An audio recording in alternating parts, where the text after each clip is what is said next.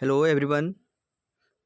तो चलिए मैं आप लोगों के बीच आज बहुत ही इम्पोर्टेंट क्लास 10 बिहार बोर्ड 2026 के लिए, ठीक है।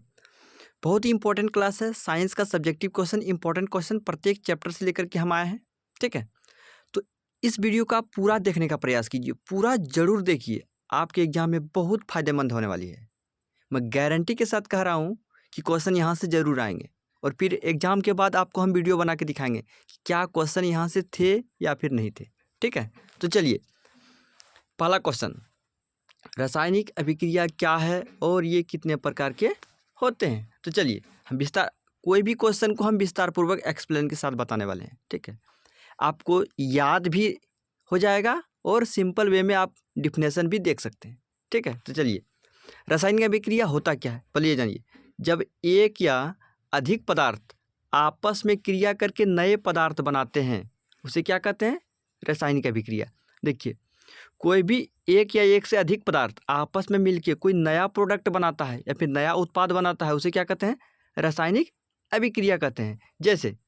जैसे मान लिया जाए, हाइड्रोजन को मिलाते हैं और ऑक्सीजन को मिलाते हैं तो क्या बनता है, H2O, यानी कि जल मतलब वाटर, ठीक है। तो H2 + O2 H2O, ये H2 और O2 दोनों क्या है, H2 + O2 पूछा जाएगा क्या है, तो ये क्या है, अभिकारक है। क्या है, अभिकारक है, ठीक है।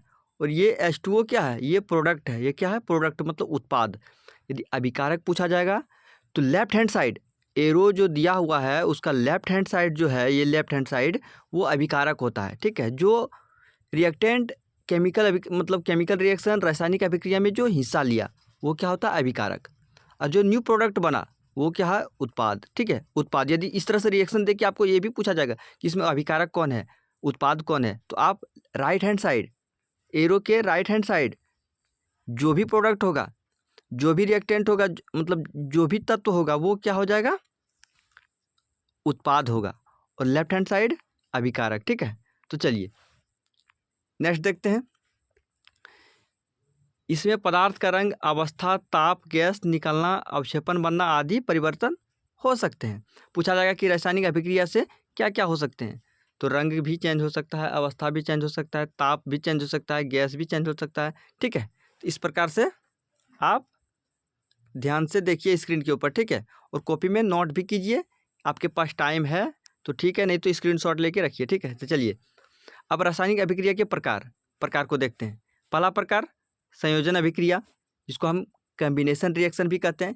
आप इंग्लिश वर्ड से समझ लीजिए। देखिए, कम्बिनेशन मतलब कंबाइन करना, कोई भी टू एलिमेंट को कंबाइन करेंगे न्यू प्रोडक्ट बनाएंगे, ठीक है। तो इसमें क्या हो जाएगा, आगे विस्तार पूर्वक से देखने वाले हैं परिभाषा के साथ, लेकिन आप थोड़ा सा यहाँ पे जस्ट लाइक समरी की तरफ थोड़ा सा ध्यान से सुनिए। कम्बिनेशन मतलब कंबाइन करना, डिकम्पोजिशन मतलब डिकम्पोज मतलब तोड़ना, कोई भी एक कंपाउंड को हम तोड़ के दो या दो से अधिक बनाएंगे।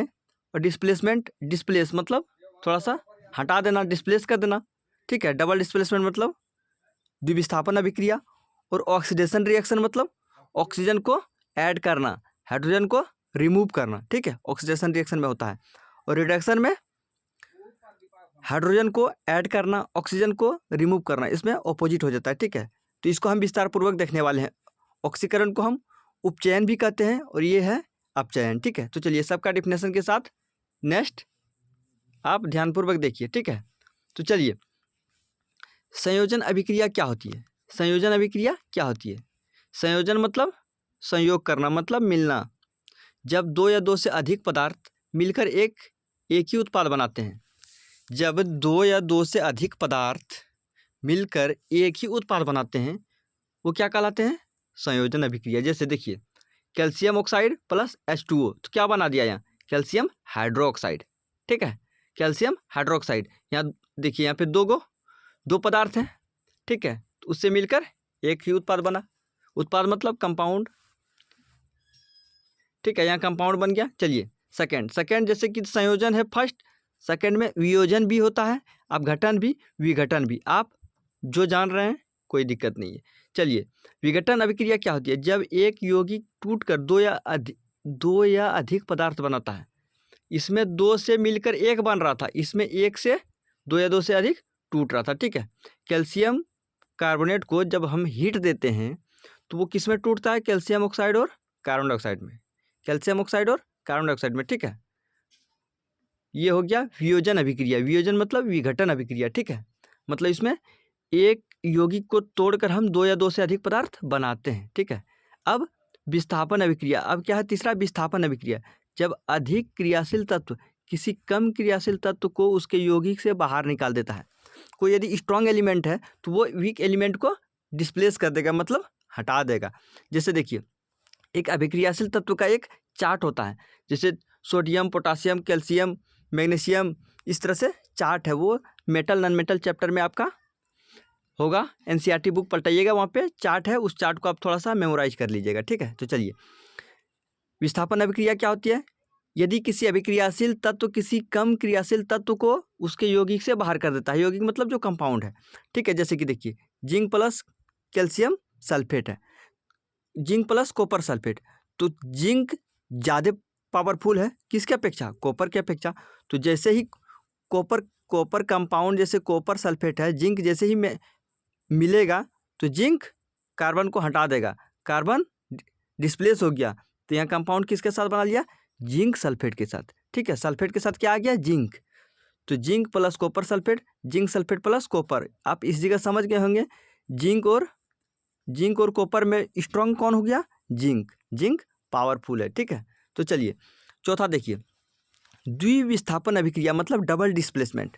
डबल डिस्प्लेसमेंट, जब दो यौगिक आपस में आयन बदलकर नए यौगिक बनाते हैं उसे क्या कहते हैं, द्विविस्थापन। जैसे देखिए, सोडियम सल्फेट है प्लस बेरियम क्लोराइड, तो ये देखिए आपस में दोनों अलग अलग हो जाएगा। सोडियम प्लस में है, सल्फेट माइनस में है, ये प्लस में है, ये माइनस में है, ठीक है। प्लस माइनस आपस में चेंज कर लेगा। देखिए यहाँ पे बेरियम सल्फेट और सोडियम क्लोराइड, इसके पास जो माइनस था मतलब नेगेटिव चार्ज वाला एलिमेंट, वो पॉजिटिव में चला गया, यहाँ नेगेटिव, ये पॉजिटिव के साथ मिल गया, ठीक है। Barium sulphate plus sodium chloride, ये रिएक्शन को आप याद रखिएगा, ठीक है। द्विविस्थापन अभिक्रिया, यदि पूछा जाएगा द्विविस्थापन अभिक्रिया किसे कहते हैं तो आप उसका डिफिनेशन लिखिए और उसका एक एग्जाम्पल जरूर लिखिएगा, ठीक है। तो आपको फुल मार्क्स मिलेगा। चलिए नेक्स्ट देखिए, पांचवा देखिए, ऑक्सीकरण अभिक्रिया यानी कि ऑक्सीडेशन अभिक्रिया, ठीक है। ऑक्सीडेशन रिएक्शन, जिसमें ऑक्सीजन का जुड़ना होता है। जब किसी पदार्थ में ऑक्सीजन जुड़ती है या हाइड्रोजन निकलता है, ऑक्सीजन को जुटना, हाइड्रोजन का निकलना, वो क्या कहलाएगा, ऑक्सीकरण अभिक्रिया। तो इसका रिएक्शन देखिए, copper plus oxygen, copper oxide, ठीक है, कॉपर ऑक्साइड बना लिया। तो यहाँ क्या हुआ, ऑक्सीजन का ऐड होना, ऑक्सीजन ऐड हो रहा है, ऑक्सीजन ऐड हो रहा है, तो ये क्या कहलाएगा, ऑक्सीकरण अभिक्रिया, ठीक है। अब अपचयन अभिक्रिया यानी कि रिडक्शन रिएक्शन, ठीक है। तो देखिए, जब किसी पदार्थ से ऑक्सीजन निकलती है या हाइड्रोजन जुड़ती है, ऑक्सीकरण में ऑक्सीजन जुड़ रहा है और उसके बाद अपचयन में ऑक्सीजन निकल रहा है, ऑक्सीजन निकल रहा है या फिर हाइड्रोजन जुड़ रहा है। कहीं आप ऑक्सीजन निकलते हुए देखिएगा तो वो भी उपचयन हो जाएगा, अपचयन हो जाएगा, और हाइड्रोजन का जुड़ना भी देख रहे होंगे तो वो अपचयन हो जाएगा, वो भी अपचयन होगा, ठीक है। देखिए यहाँ कॉपर ऑक्साइड प्लस हाइड्रोजन क्या हो गया, कॉपर प्लस H2O रिएक्शन बन गया। तो यहाँ देखिए हाइड्रोजन में ऑक्सीजन जुट रहा है, मतलब हाइड्रोजन का जुटना, और यहाँ पे ऑक्सीजन यानी कॉपर ऑक्साइड के साथ वहाँ ऑक्सीजन ऐड था। अब जैसे ही रिएक्शन हुआ तो क्या हो गया, ऑक्सीजन निकल गया।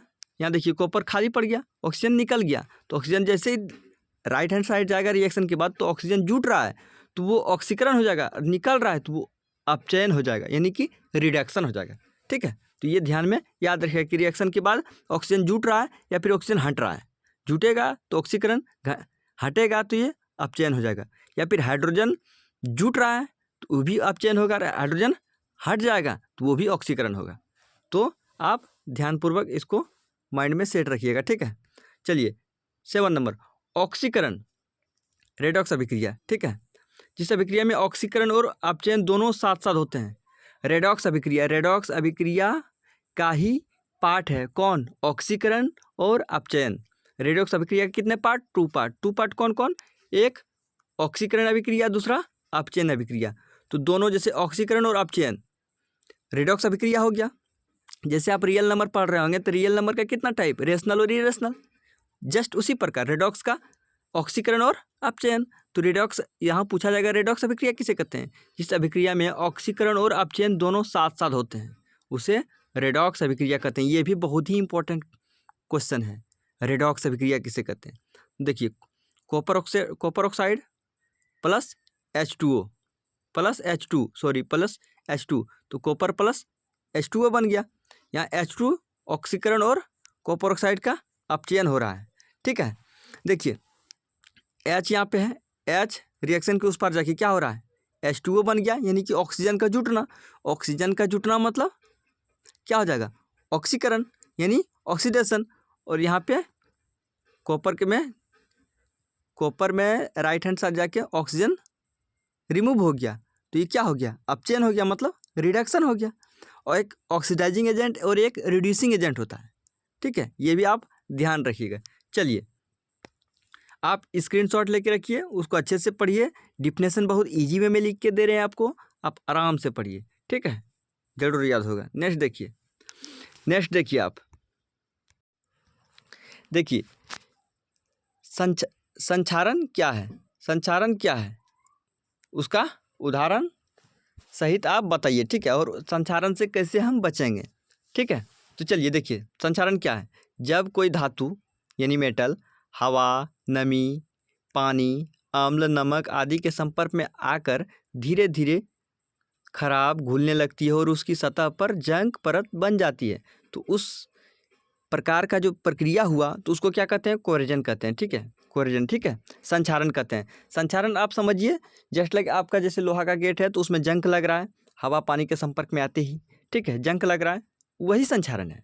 तो आप उसी को आप लिख सकते हैं, जब कोई धातु हवा, नमी, पानी, अम्ल आदि के संपर्क में आकर जंग का परत बन जाती है, इसी प्रक्रिया को हम संचारण कहते हैं, ठीक है। जैसे कि लोहे पर जंग लगना, तांबे पर हरी परत, चांदी काली हो जाना, अल्मुनियम पर सफ़ेद परत, ठीक है, इस प्रकार से आप संचारण कहलाता है। अब संचारण से बचना कैसे है, चलिए ये हम देखते हैं। अब संचारण से पहले देख लेते हैं नुकसान क्या क्या होता है। लोहा में यदि जंग लग रहा है तो लोहा कमज़ोर हो जाएगा, वो तो आप लोग घर में भी अपना देख सकते हैं, देख रहे होंगे, धातु कमज़ोर हो जाती है। मशीन, पाइप, पुल जल्दी ख़राब हो जाते हैं, ठीक है, मरम्मत और खर्च बढ़ता है, जंग लगेगा तो खर्च बढ़ेगा ही। दुर्घटना का खतरा बढ़ता है, ज़रूर बढ़ता है। संचारण से अब बचना कैसे है, प्रोटेक्शन कैसे करना है, ठीक है, प्रिवेंशन कैसे करना है। देखिए आप लोहे के गेट है आपके घर में, पेंट कर दीजिए तो जंग रोधी हो जाएगा, मतलब जंग से बचा सकते हैं। ग्रीस तेल लगाना, गैल्वेनाइजेशन करना, इसमें यानी कि गैल्वेनाइजेशन में जिंक का पेंट ऐड करते हैं, उसमें चढ़ाते हैं उसका लेयर, जिंक का लेयर, ठीक है। इलेक्ट्रोप्लेटिंग, इलेक्ट्रॉन का उसमें कैथोड एनोड से वहाँ पे इलेक्ट्रोप्लेटिंग करते हैं, ठीक है, उस प्रकार का रिएक्शन, ये आगे चल के आप विस्तार पूर्वक पढ़िएगा 12th में, ठीक है। उसके बाद कैथोडिक प्रोटेक्शन से भी, एलॉइंग से भी, ठीक है। तो आप इसमें से जो भी पॉइंट याद रखिए वो पॉइंट आप आगे संचारण रोकने के मुख्य तरीके में आप लिख सकते हैं, ठीक है। ये जरूरी नहीं है कि आपको 6 पॉइंट याद रहे। आप पेंट करना, ग्रीस लगाना, गैल्वेनाइजेशन और इलेक्ट्रोप्लेटिंग, ये 4 पॉइंट तो आपको याद हमेशा रहना चाहिए, ठीक है। तो चलिए नेक्स्ट देखिए। अब नेक्स्ट क्वेश्चन देखिए, रासायनिक समीकरण क्या है, इसे संतुलित करना जरूरी क्यों है।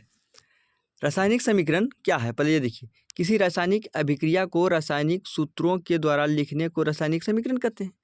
आप सिंबल या फॉर्मूला से जो भी रासायनिक अभिक्रिया लिखते हैं वही उसका समीकरण कहलाता है, ठीक है। तो बाएं तरफ जो भी लिखते हैं वो रिएक्टेंट यानी अभिकारक होता है, दाएं तरफ उत्पाद में जो लिखते हैं वो प्रोडक्ट कहलाता है, और बीच में एरो देते हैं, यही नहीं करते हैं जी। तो ठीक है, देखिए जैसे हाइड्रोजन और ऑक्सीजन है, पानी बना देता है हाइड्रोजन का, जैसे क्या होता है H2O, H2 ऑक्सीजन का O2, पानी बन गया क्या, H2O। तो ये दोनों क्या हो गया, अभिकारक, ये क्या हो गया, उत्पाद हो गया H2O। इस प्रकार से आप देखिए। अब संतुलन, अब देखिए आप इधर, संतुलन जरूरी होने का मुख्य कारण क्या है। मुख्य कारण क्यों है, मतलब बैलेंस हमको किसी भी केमिकल रिएक्शन को, रासायनिक अभिक्रिया को हम बैलेंस क्यों करते हैं और बैलेंस करना जरूरी है क्यों। ये देखिए, अब द्रव संरक्षण नियम का पालन होता है, यानी कि कंजर्वेशन ऑफ मास। आप नियम को आगे पढ़िएगा, 11th में ये विस्तार पूर्वक है, आप सिर्फ याद रखिए पॉइंट को। द्रव संरक्षण नियम का पालन होता है, दोनों तरफ तत्वों को परमाणु बराबर होते हैं, दोनों तरफ बराबर करना अनिवार्य होता है, ठीक है। सही मात्रा अनुपात का पता चलता है, अभिक्रिया को वैज्ञानिक रूप से सही तरीके से दर्शाता है, ठीक है। ये मुख्य जरूरी काम है। चलिए नेक्स्ट देखिए, विकृत गंधिता किसे कहते हैं। विकृत गंधिता किसे कहते हैं, ठीक है। जैसे रेंसिडिटी जो होता है, जब तेल, घी, मक्खन, वसा, फैट लंबे समय तक हवा ऑक्सीजन के संपर्क में रहने से खराब होकर बदबूदार और स्वाद में खराब हो जाते हैं, इस प्रक्रिया को विकृत गंधिता कहते हैं, ठीक है। विकृत गंधिता कहते हैं। जैसे घी, तेल, वसा, ज़्यादा तेल रहता है, कुछ दिन के बाद वो खराब हो जाता है, बदबू आने लगता है, तो वो उस प्रोसेस में जो बदबू आ रहा है और इस तरह का प्रक्रिया को क्या कहते हैं हम, विकृत गंधिता, ठीक है। आप डिफिनेशन को देखिए, घरेलू भाषा में सारा डिफिनेशन आपको मिलेगा, आप इजी वे में उसको देख के याद कर सकते हैं। जब तेल, घी, मक्खन या वसा लंबे समय तक हवा ऑक्सीजन के संपर्क में रहने से खराब होकर बदबूदार और स्वाद में खराब हो जाता है, इस प्रक्रिया को हम विकृत गंधिता कहते हैं। जैसे पुराने तेल, घी से सड़ी सी बदबू आने लगती है, चिप्स वगैरह, नमकीन आदि स्वाद में कड़वा अजीब लगने लगता है, तो वो क्या है, विकृत गंधिता है, ठीक है। जैसे कि अब देखिए नेक्स्ट, बुझे हुए चूने का सूत्र, कैल्शियम हाइड्रोक्साइड, सिलिकेट लाइम जैसे इसको कहते हैं, सिलिकेट लाइम, ठीक है। तो ये कैल्शियम हाइड्रोक्साइड, बुझे हुए चूने का फॉर्मूला, ये भी इंपॉर्टेंट है ऑब्जेक्टिव क्वेश्चन से लेकर के, कैल्शियम हाइड्रोक्साइड। चलिए, दैनिक जीवन में रासायनिक अभिक्रियाओं का उदाहरण दीजिए। दैनिक जीवन में रासायनिक अभिक्रिया का उदाहरण, भोजन पकाने में आप देख सकते हैं, दूध से दही बनता है, लोहे में जंग लगता है, श्वसन, पाचन, जलना, फल सब्जी का सड़ना, ये सब दैनिक जीवन में आप रासायनिक अभिक्रिया का इस प्रकार का उदाहरण देख सकते हैं। कुछ भी आप याद रख लीजिए इसमें। चलिए नेक्स्ट देखिए, मैग्नीशियम रिबन को जलाने से पहले उसे साफ क्यों किया जाता है, क्यों किया जाता है। स्वाभाविक सी बात है कि उसमें जंग लग गया होगा या फिर किसी भी ऑक्साइड का लेयर चढ़ गया होगा, ठीक है। तो चलिए, मैग्नीशियम रिबन को जलाने से पहले साफ इसलिए किया जाता है क्योंकि उसकी सतह पर हवा के संपर्क से मैग्नीशियम ऑक्साइड की पतली परत बन जाती है, इसलिए हम उसको साफ करते हैं, ठीक है। मैग्नीशियम ऑक्साइड, मैग्नीशियम है, ऑक्सीजन के संपर्क में आती है, वो मैग्नीशियम ऑक्साइड बना देता है, ठीक है। चलिए, यह परत जलने में बाधा डालती है, स्वाभाविक सी बात है, जब ऑक्साइड लेयर चढ़ गया तो वो जलने में बाधा डालेगी, तो उससे मैग्नीशियम एमजी रिबन को रेत पेपर से रगड़ कर साफ करते हैं ताकि ऑक्साइड की परत हट जाए और रिबन आसानी से जल सके, ठीक है।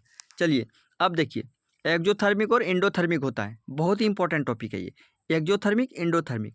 एक्जोथर्मिक मतलब उष्माक्षेपी, एक्जोथर्मिक मतलब उष्माक्षेपी अभिक्रिया, जिस रासायनिक अभिक्रिया में उष्मा बाहर निकलती है, हीट रिलीज होता है, उसे क्या कहते हैं, उष्माक्षेपी कहते हैं, उसे क्या कहते हैं, उष्माक्षेपी कहते हैं। इसका एग्जाम्पल याद रखिएगा, श्वसन क्रिया, ये बहुत ही इंपॉर्टेंट एग्जाम्पल है। श्वसन क्रिया, जैसे पूछा जाएगा कि श्वसन क्रिया क्या है, उष्माक्षेपी, उष्माशोषी, तो वो उष्माक्षेपी है, उष्माक्षेपी।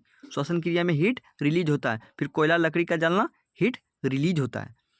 और जैसे इंडोथर्मिक, इंडोथर्मिक मतलब हीट को अंदर में ही अवशोषित हो जाता है, इंड हो जाता है, इंड मतलब बीच में ही ये खत्म हो जाता है, हीट का खत्म होना बीच में ही, तो वो इंडोथर्मिक। जैसे अपना ट्रिक से याद रखने का प्रयास कीजिए, एक जैसे कि इंड यदि याद रखिएगा कि बीच में ही खत्म, मतलब तो उसके बाद एक्जोथर्मिक ऑटोमेटिक याद रहेगा कि वो बाहर में रिलीज होता ही होगा। जिस रासायनिक अभिक्रिया में उष्मा अंदर ली जाती है, हीट ऑब्जर्व होती है, उसे उष्माशोषी कहते हैं, जैसे उष्माशोषी कहते हैं, ठीक है। जैसे कि मान लिया जाए इस प्रकार से,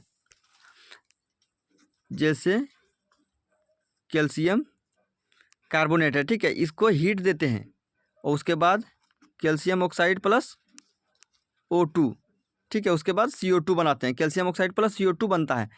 कैल्शियम कार्बोनेट को जब हम हीट देंगे तो कैल्शियम ऑक्साइड प्लस CO2 बनाएगा, तो ये कौन सा रिएक्शन होता है, इंडोथर्मिक। इंडोथर्मिक क्यों, क्योंकि हीट बीच में ही हम ऑब्जर्व किए, बीच में मतलब रिएक्शन में ही हम ऑब्जर्व कर रहे हैं, तो ये इंडोथर्मिक। और जब मतलब प्रोडक्ट के बाद जब हीट निकलता है, जैसे ग्लूकोज प्लस ऑक्सीजन देंगे, और उसके बाद जब carbon dioxide plus water plus heat जो ऊर्जा के साथ जो हीट दे रहा है, तो वो एक्सोथर्मिक का एग्जाम्पल आ जाएगा। ठीक है, तो एंडोथर्मिक में क्या हो जाएगा, ऑक्सीजन मतलब हीट बीच में ही ऑब्जर्व हो रहा है। तो इस प्रकार का रिएक्शन आप याद रखिएगा। ठीक है, तो आप तो इस प्रकार का वीडियो को आप पूरा देखिए। ये तो साइंस का फर्स्ट चैप्टर का था। ठीक है, फर्स्ट चैप्टर। सेकंड चैप्टर का इसी तरह इंपॉर्टेंट टॉपिक इस तरह से फिर ऑब्जेक्टिव लेके आ रहे हैं हम, मैथ साइंस दोनों से, बहुत ही सिंपल वे में, अच्छा सा लैंग्वेज में, आप देखते ही आपको याद हो जाएगा। ठीक है, धन्यवाद। वीडियो अच्छा लगे तो कमेंट जरूर कीजिएगा और वीडियो को पूरा जरूर देखिएगा। धन्यवाद।